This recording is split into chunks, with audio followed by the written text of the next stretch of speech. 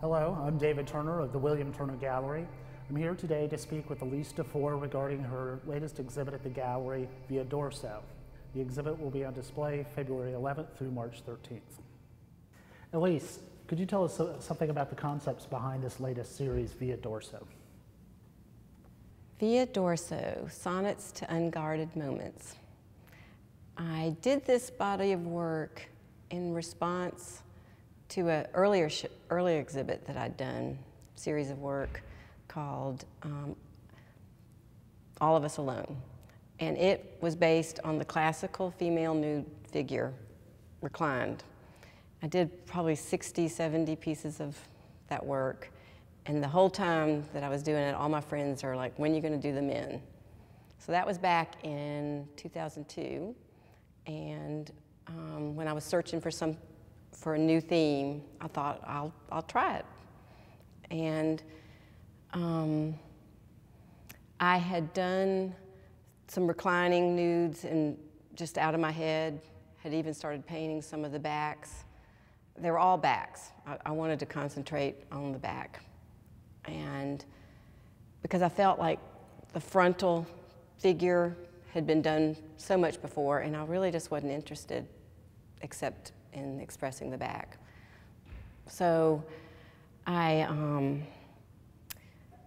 started painting from my head because I had no reference point, and realized it was a struggle.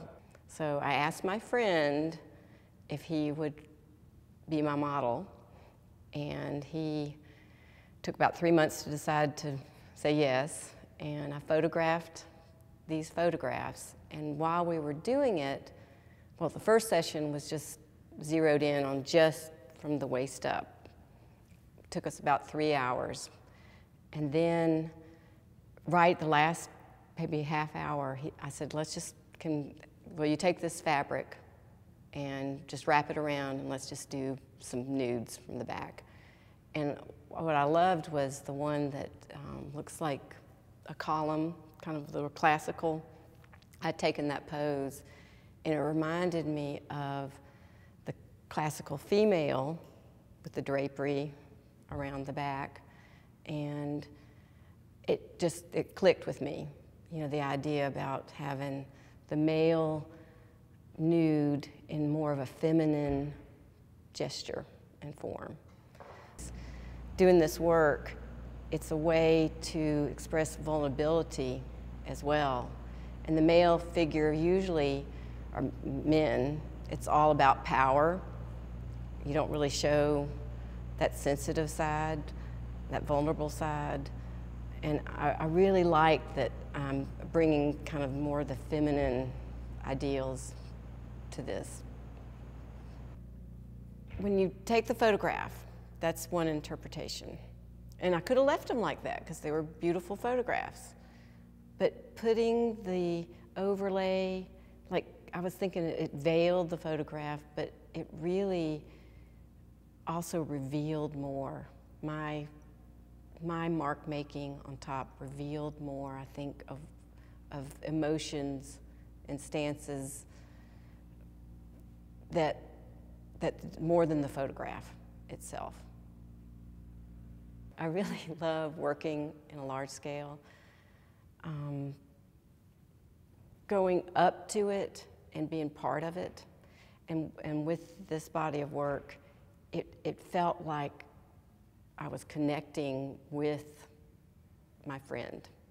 You know, it's that frenetic, almost touching him as I did it. I believe my work is definitely more emotional than intellectual. I'm really trying to portray the our inner spirit and express an unconscious world that we live in. And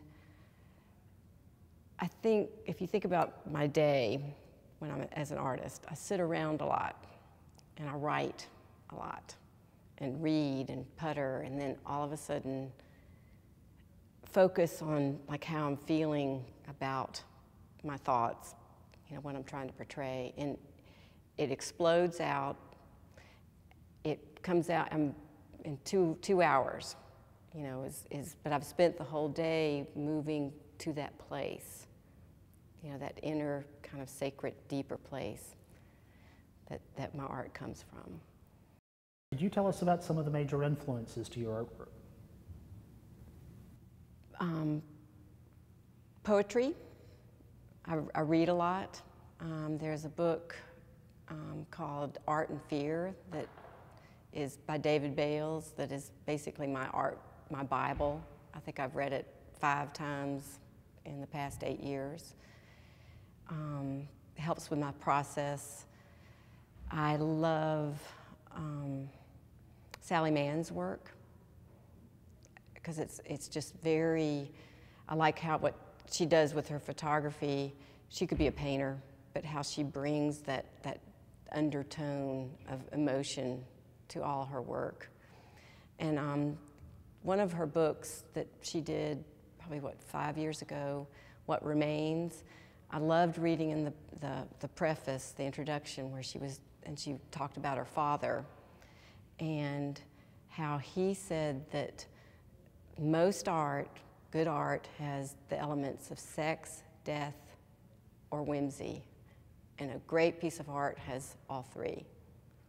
And so that's been something that I think about, you know, not purposefully, but I'm not afraid of expressing, you know, the darkness. I think that there's a lot of light that's within us, but it goes hand in hand with the dark side. Artists, I love Gerard Richter. I especially like him because he doesn't have just one look. He explores different mediums and styles as ways of expressing his art. And I think that's something that I've had to accept about myself, that it's okay to look at a lot of different ways to express something. I don't have to stick to one style. But I do really, one thing I have found is I like the mark making. I like the drawing part. Maybe mixed in with the painting, but the drawing element is strong. Jackson Pollock, that explosion of energy, that's something I really relate to. I remember the first time I saw his huge pieces of art at MoMA and was just blown away. You know, little photographs of it doesn't do it justice. And I love, like, Richard Serra, his torqued ellipses, walking in the space. I like to create the idea of space, and that's one thing I think about with this body of work.